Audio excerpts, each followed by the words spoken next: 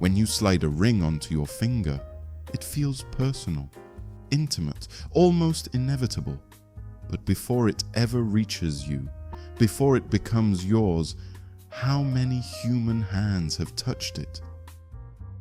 Before the ring touching begins, it is sketched out first with the jewelry designer. They sketch proportions, determine stone size, define the silhouette, architecture, balance, wearability. They think about the finger size and ergonomics, metal weight distribution, setting height, and the structural integrity. After sketching, the concept becomes a 3D model using computer-aided design, or for short, CAD. This is where the person engineers the prong thickness, stone seat precision, casting tolerances, and shrinkage compensation. At this stage, the ring exists only digitally, but it is already precise down to fractions of a millimeter. After that, the CAD file is 3D printed in wax or resin. The wax is embedded in a plaster-like material. Kiln heat burns out the wax, leaving a hollow mold.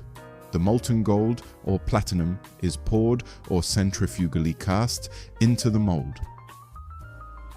The ring is born. The only problem is that it's raw, rough, unrefined. This is where the bench jeweler or goldsmith comes into play, where craftsmanship becomes tactile. They cut off sprues, file rough edges, true the band to exact size, check symmetry, and solder multi-part components. This phase determines structural integrity. A weak solder joint or uneven shank will fail over time. These hands shape durability. Now we get to the stone setter. They are one of the most specialized craftspeople in jewelry.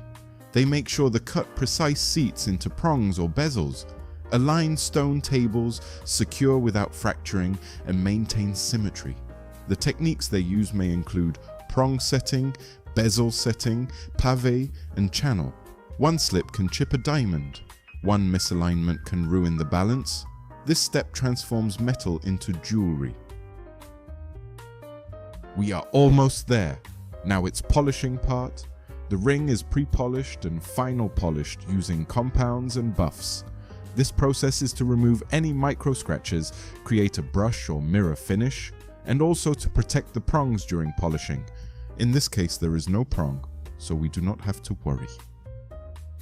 Now that the ring is finished, it's time for the quality control inspector. They will check the ring for loose stones, surface defects, correct hallmark placement, and accurate ring size under the magnification, so there are no compromises here. In many regions, rings must be tested and stamped for metal purity. An official verifies its gold carat, for example 18 carat, platinum fineness, and compliance with regulations.